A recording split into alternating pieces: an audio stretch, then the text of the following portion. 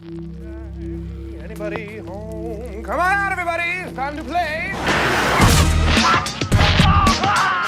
You're crazy. I'm not crazy, I just don't give a fuck! Smoking bars out like it's time, and I wanna know what the fuck you're doing with my time! Oh, I kick ass for the Lord.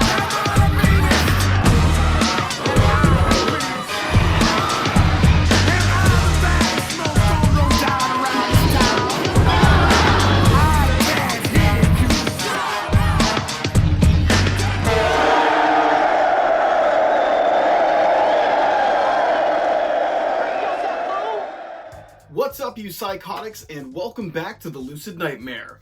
Got an awesome movie to feature here today. Took a break from the channel and I'm back with a new look, a new approach to reviews, more just a feature of showing movies that I've seen or am about to watch, and kind of talk about a little bit and give you a little idea of what it's all about. But the movie that I'm going to be doing today is the 1960 crazy psychotic horror flick from England. It is Michael Powell's 1960 awesome classic, Peeping Tom, and I am going to watch it right now, and then I'm going to come back and tell you about what I thought about it, and just give you the rundown of what the movie's all about, and see if I should recommend it or not to you guys. But let's get into it, and let's go watch Peeping Tom. Alright, well guys, I am back. Just watched the movie for the first time, actually, so I can indeed say it is a classic. I know when it first came out in 1960, it was, it took a lot of people by surprise and weirded them out, freaked them out, grossed them out, just because of the violence on display, but it has now become a classic over time and just something that's really unique and awesome. But the movie stars, what's this guy's name? His name is Carl Bohm, I think it was. Carl Bohm, and he plays the character of Mark Lewis. Now, Mark Lewis works at a British film studio. I guess he's a focus puller working on films, and on his side jobs, he's taking pornographic pictures and selling them to a small deli or a shop down that is in his neighborhood. But he also makes his own little personal films, but that's where the movie gets into its juicy bits. He has an obsession with wanting to capture fear on film, so he takes his 16mm camera, I believe, goes around, films women, and films himself murdering them, and just trying to capture their expression on their face when they're dying. He's trying to, I guess, just see the what happens to people when they're about to die, when they're locked in fear. And it's something that stems from his childhood, because when he was a kid, his doctor father used to scare the shit out of him on a routine basis and pretty much tormented him his whole life, and that carried on over to his obsession with fear. So that is the gist of the film. He's a very recluse character who stays to himself, so he's not very social. He has a lot of trouble talking to people, and one of the people that he kind of connects with is a girl downstairs that lives in his building that they kind of connect during her 21st birthday, I want to say it was, or maybe, I don't know what birthday it was, but they kind of have a little, I guess it's a love affair, go out on dates, and he gets to know her more, and he's trying to shy her away from his obsession. He doesn't want her to know about it, so that's a lot of the cat and mouse thing comes into play. But yeah, that's the gist of the story, and it's really compelling. You really care for the characters. You want, even though he's killing these women, you sympathize because he's been tormented his whole life, and you just want him to snap out of it, have a nice life, and, you know, be happy and fall in love. But, you know, this movie, it slowly and surely goes to shit for the main character, because he can't stop his obsession, and he can't stop wanting to capture that fear on film and murder these ladies. So that's what happens for the most part in the movie, and it's really awesome, and like I said, very compelling, and you get caught up in the madness of the film. The cast is amazing across the board.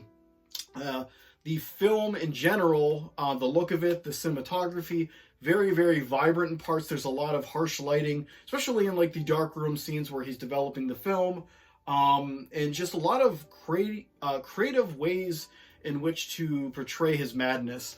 And the thing I enjoyed too is that his main method of killing people is having a tripod. So he's got the camera and he's got his tripod leg up with a, a knife end that comes out. So he comes at them, bam, there you are. It's just a very interesting way for a killer to kill his victims.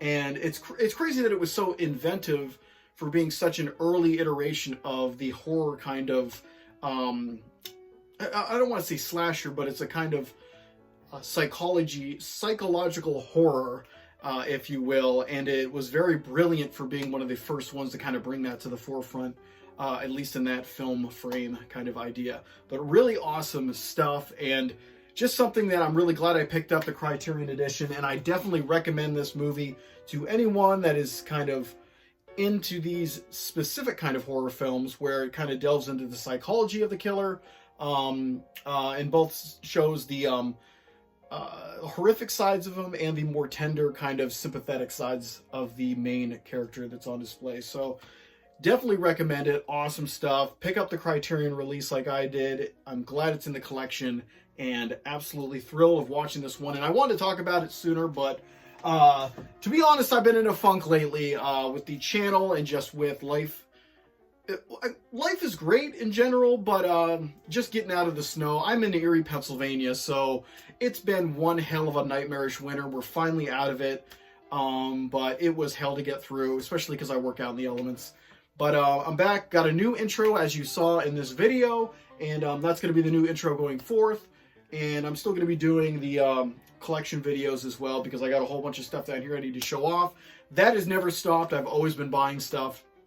But yeah, I'm just trying to make a better way of streamlining the channel, just because I haven't really added any subscriptions in 5 years. I've been stuck in this limbo hell in YouTube, and it's discouraging as hell. Just to not grow the channel when I put so much effort into it. But I'm trying to scale it back so I don't get so overwhelmed and kind of in despair of no growth. But yeah, that's my random gist of what's going on. But I'm hoping to get back into it. Got this one out of the way now, and just going to get going forth. And maybe even tackling entire box sets and going through, because I have so many box sets back there that I haven't really been able to sit down and watch. Maybe if I just watch one after another and give these short kind of feature videos on them, might be a good way to kind of introduce people to movies they haven't seen before. And that's the main draw of the channel. I want to get people to see these kind of films.